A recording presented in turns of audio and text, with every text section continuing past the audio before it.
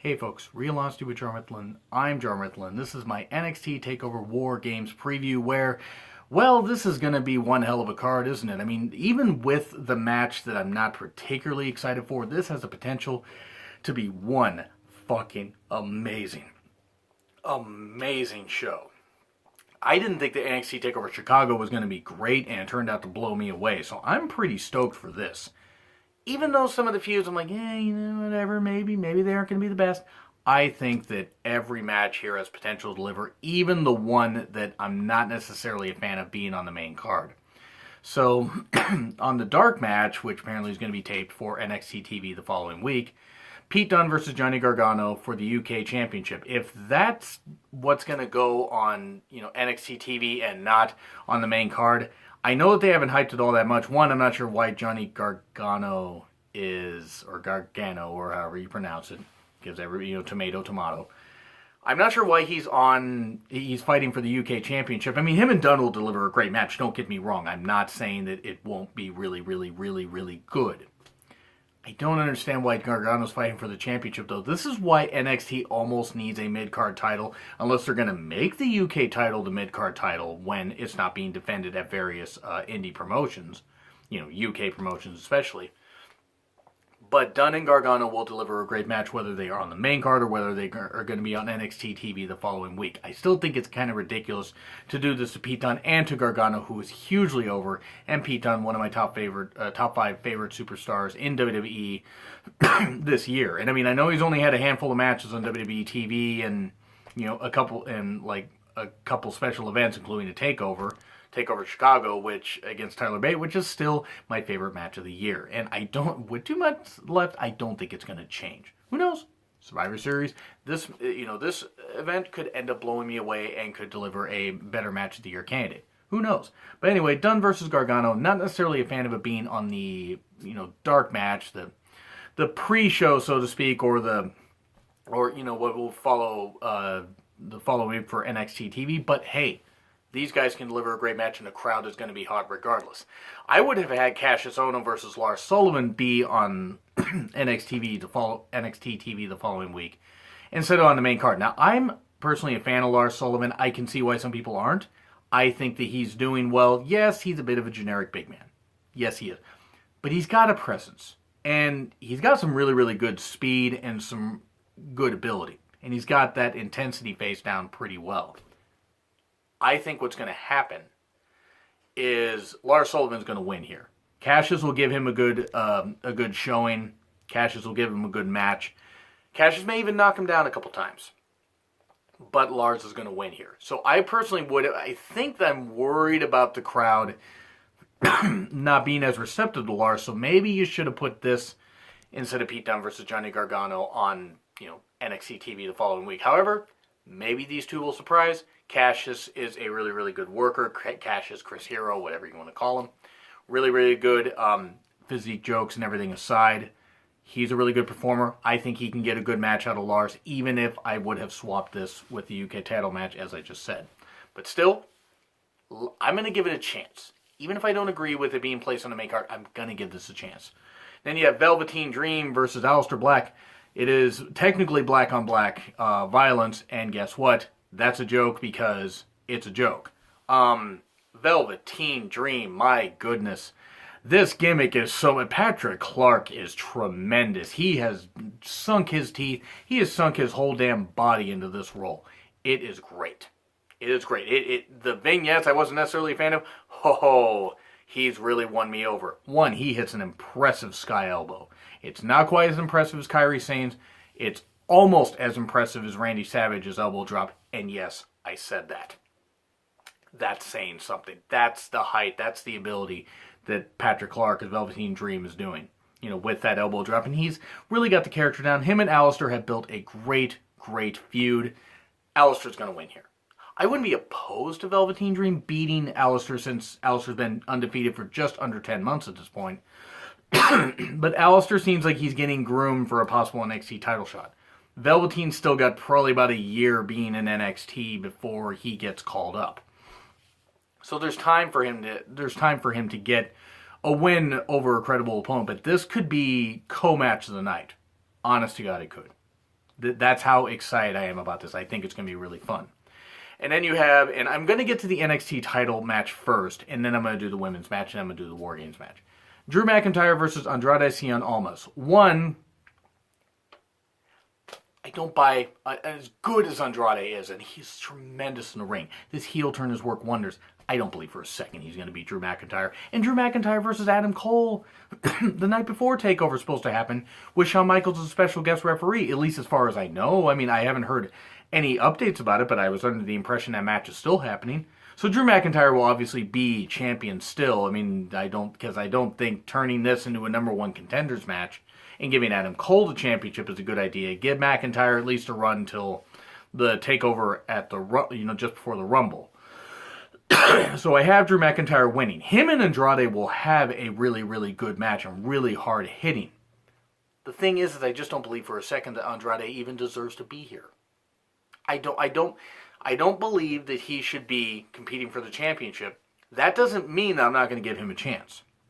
That's just my opinion. I would have given Drew a different opponent, as he's really, really, really, really good. But the thing is, you already had him face Roderick Strong. You're going to have him face Adam Cole just before TakeOver. There aren't a lot of big other, main event guys, unless you wanted to give him Cassius and have Cassius and Drew in a babyface match. Gargano, they really don't want to give it to Gargano yet, but I would have Gargano unseat McIntyre if they were going to go that route. It wouldn't be bad. I mean, he could always beat up Adam Cole, beat Adam Cole for it. But Drew and Andrade are going to have a great match. My personal feelings of Andrade being in this title match aside, I think it's going to be a great match. And then the women's match, and I tossed back and forth about this. This is actually my second time shooting this, because I originally shot it yesterday.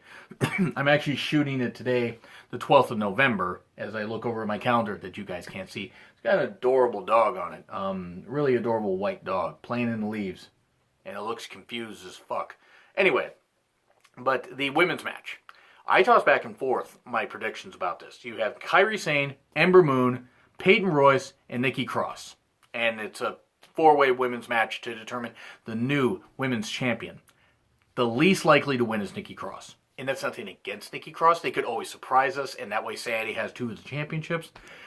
But Eric Young's not winning the NXT championship. There's no way. No way. And that's nothing against Eric Young. That's nothing against Killian Dane if they decided to have him have a shot. Killian Dane already had a shot against Drew, did not win. Nikki Cross is already out, in my opinion, even though Nikki and Asuka had a great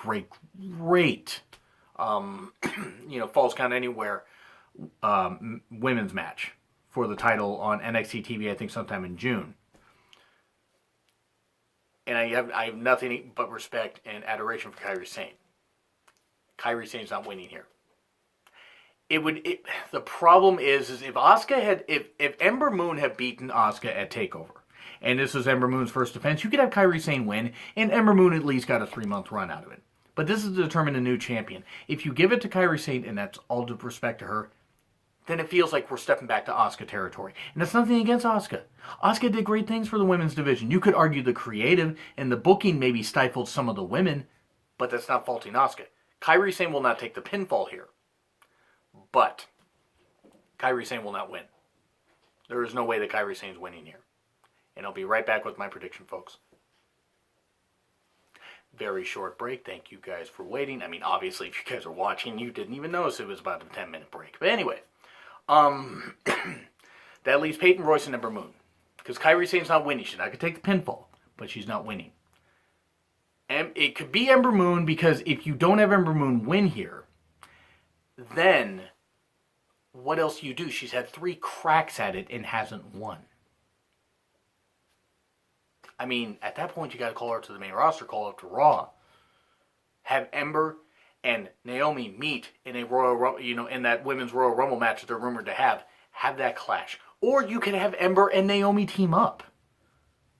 But I think the money would be just have them. I mean, even though it's not likely to happen at Mania, have it happen at a B pay-per-view, a cross-promotion thing. Have it happen at SummerSlam. Build to that, because Ember versus Naomi, I think could be money. I think it could. I don't know. Maybe I'm crazy, but I think it could be money.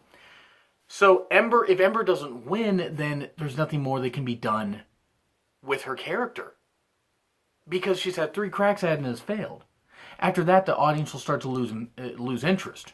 At least, maybe in my opinion. I mean, maybe I'm crazy. I mean, I am, but that leaves Peyton Royce. Peyton Royce finally wins it. Whether you guys feel that her wrestling ability is caught up with her character. She was trained by Lance Storm. She obviously has the ability. She has some good submission ability. Has the character down really, really well, and is a great heel. Gets a lot of heat. Her and Billie Kay get a lot of heat. And they're great. They're obviously great friends, and it's working so well. So well. I'm very happy for both of them, and I wish Emma was still around, because you could have teamed them up, and you could have had a really, really nice debut for the iconic duo had if Peyton didn't win here. So I'm torn between Peyton and Ember, because I can make the argument for both of them. I'm going to give it to Peyton. I'm going to say Peyton somehow steals it, pinning Ember. 1, 2, 3.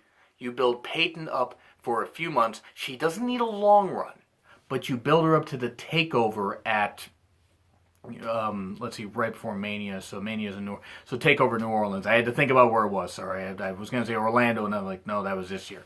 So I say that Peyton Royce gets the win. And whether Billie interferes or not is irrelevant to me. Peyton Royce will finally win. And it'll give a good heel for women to go for.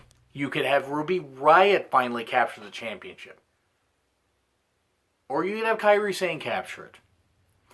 And I'm not saying Ember Moon shouldn't get another shot, but if she doesn't win here, then that's 3 cracks, and she should go to Raw after that. So if Ember doesn't win, she's going to the main roster. I have Peyton winning. And that's just where I got it going. I have Peyton winning in a surprise upset, which could be considered an upset. I have Peyton Royce winning. And then the War Games match, this one's pretty simple. You got Authors of Pain and Roderick Strong versus Sandy versus the Undisputed Era, Undisputed Area. Oh, leave the area alone. Undisputed Era. War Games. They will probably condense the, entrances and stuff like that for time constraints and stuff like that, because War Games matches can tend to be 20 to 30 minutes depending on how you go, especially with how they have, 5-minute period and stuff like that. I mean, they aren't going to have it be like the Elimination Chamber. But what's going to happen is the Undisputed Era is going to win, because Roderick Strong is going to screw over his team, and he's going to join the Undisputed Era. Because heel Roddy is money. Face Roderick Strong is floundering. And that's nothing against the guy. Promos are not his strong suit. I mean, he's a great family man. You can tell with that. He's a very hard worker, an incredibly hard worker. Adam Cole, a lot of these guys have really earned their stripes, especially the former Ring of Honor guys. That's nothing against AOP. They're a project it's going to be about 2020 before they're tremendous in the ring. They're better because of Paul Ellering. But what's going to happen is Roderick Strong's going to turn. He's going to join the Undisputed Era. The crowd is going to go apeshit. There was a tease on NXT TV recently, but that's what's going to happen. So anyway, that's what I got to say. So I got Aleister Black winning. I got Lars Sullivan winning. I have Peyton Royce winning. I can make the argument for Ember, but I'm going to go with Peyton Royce. Drew McIntyre is going to retain. Pete Dunne's going to retain the UK Championship on the NXT TV. It's going to happen. Undisputed Era is going to win. Roderick Strong joins them. And then you build up something with Roderick Strong and Adam Cole, where some cracks start to happen. Adam Cole beats Drew McIntyre at the Takeover, it'd be Takeover Philly, because Rumble's in Philly next year. So, you have that happen. And then Adam's talking about how he did it, they start to alienate Strong. That he could always rely on O'Reilly and Fish. Roderick starts to get upset, saying he helped. But he would like a title shot. You fracture it. Roddy gets, taken out a few weeks after. Is back a month later. And then you build to that match. And Roderick Strong can beat Adam Cole, because Adam Cole doesn't need a lengthy run as champion. But if you don't want to build up for Mania, you could have, Drew McIntyre versus Adam Cole, and you could stretch out the whole thing with Roderick Strong until after Takeover, the Takeover in New Orleans, and build up to it at Takeover Brooklyn 4, which it's still taking place in Brooklyn, so that's Takeover Brooklyn 4. But anyway, that's what I gotta say. I think there's a lot of great potential for a lot of great booking coming out of this. So what do you guys think? Are you guys excited for Takeover War Games? Are you excited for War Games to come back? You think we're going to see blood? Maybe not, but it'd be kind of cool. Hopefully no serious injuries happen like what happened to Arn Anderson at Fall Brawl 96. That was very sad. Even though he wrestled a couple more times, he wasn't the same. Anyway, like, share, comment, subscribe. Twitter link is in the description. It's been Real Honesty with John Rithlin. I'm John Rithlin, and I'll see you guys for Takeover, Raw, SmackDown, all that. See you soon.